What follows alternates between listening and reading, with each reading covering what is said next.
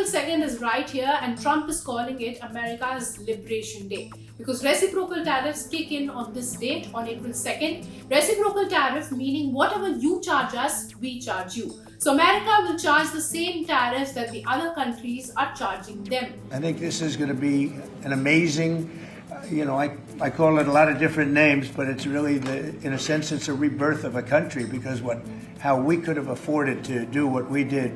We help everybody, and they don't help us. The term I like best probably is the liberation of America. It's a liberation of this country because it's incredible. Look, we have 36 trillion in debt for a reason, and that accumulates over a long period of time.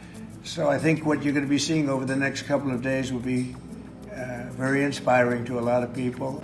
As for the White House, the tariffs plan will be unveiled at the Rose Garden event on April 2nd. Earlier, there were reports that Trump would give tariff break to a lot of countries, around 10 to 15, but the US president has now gone ahead and said no cutoffs will be given to any country. Now, Trump has repeatedly said that the other countries have been unfair to America, and now he wants to play a fair game. He, however, said that he is going to be fair compared to other countries, and in some cases, the tariffs might be substantially lower too. But basically, all these trade talks might not mean a relief to the world. Pointing to America's massive trade deficit, Trump says that US has not sold to the rest of the world more than what it has bought since 1960s, and this is not fair. And the solution is reciprocal tariff, according to him. And the key target was India.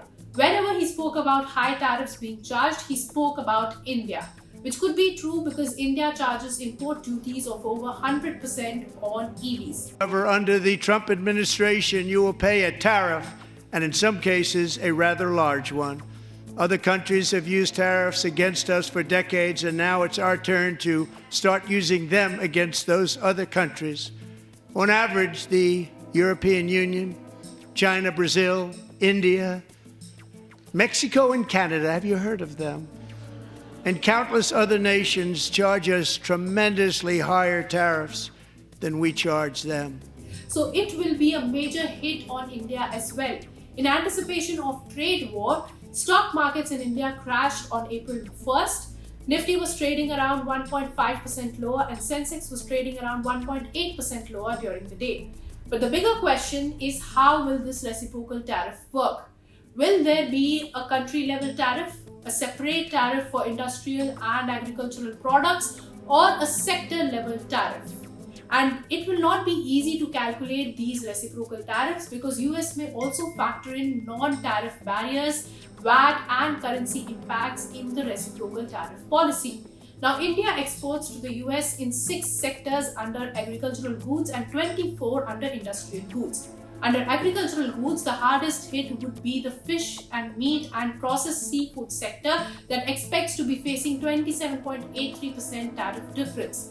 Processed sugar, cocoa exports will be impacted with a 24.99% tariff increase. Cereals, veggies, fruits and spices will face 5.72% tariff difference. Dairy products will be severely impacted and will face 38.23% tariff difference. Edible oil will have a 10.67% tariff increase. Alcohol and wine will be hardest hit with 122% tariff increase, and the exports, however, are less here. Now, live animal and animal products will face 27.75% tariff difference in exports.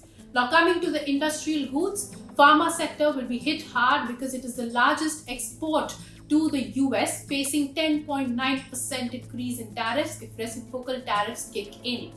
Diamond, gold and silver exports will attract 13.32% more tariffs. Electronics and telecom will face 7.24% more tariffs. Machinery, boiler, turbine and computer exports will face a 5.29% tariff increase. Chemicals will face 6.05% tariff increase. Textiles will witness a 6.59% tariff hike. Rubber products will face 7.76% tariff increase.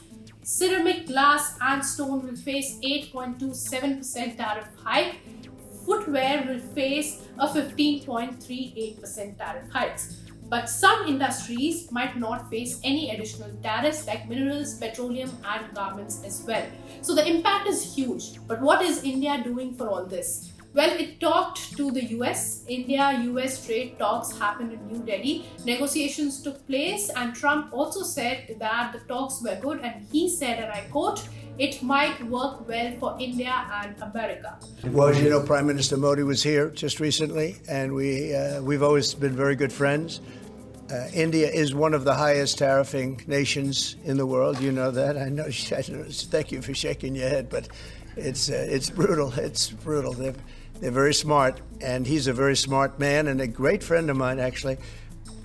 And we had very good talks. I think it's going to work out very well between India and our country.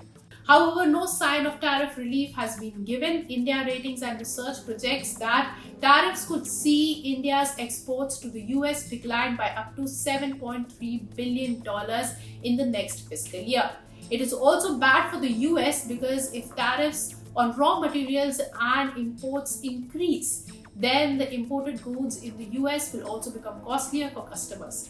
Many manufacturers in the US also rely on trade for raw materials from cheaper countries. It might also impact major manufacturing businesses in the US. But all eyes are on Trump and how he plans to set these reciprocal tariff rates. For more such news and views, keep watching ET Now. If you like this video, then like, share and subscribe to ET Now.